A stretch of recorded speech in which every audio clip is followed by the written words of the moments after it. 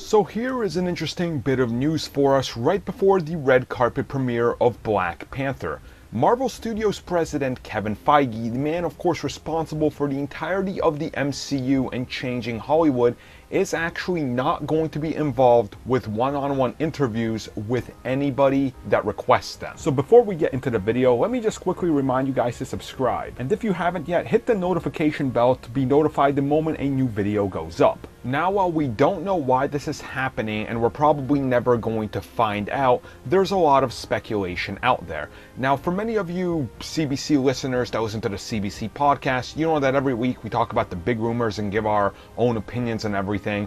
And I talked about it, I believe, on the last podcast, or maybe the one before, about how the upcoming 2 years for Marvel Studios are going to be rather hard when you're a man in his position. Specifically due to the fact that many people are automatically going to start asking him the questions he does not want to talk about.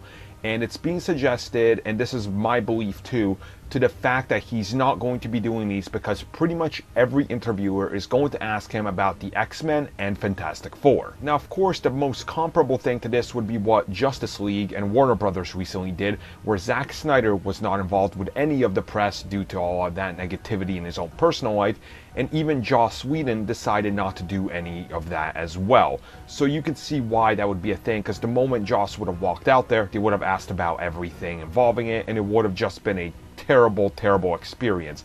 Kevin Feige avoiding this can make sure that all the focus is put onto Black Panther and that media, because what would Ryan Coogler know about the dealings with Fox, right? Kevin Feige, president of Marvel Studios, would clearly know a lot in regards to what's happening. And then of course the most recent pictures of Brie Larson as Captain Marvel, some people are going to bring the suit up, and it's just going to be a whole bunch of things that are focusing on everything but the Black Panther. And Black Panther is more or less one of the most important comic book movies of all time, so let's not take the focus away from that.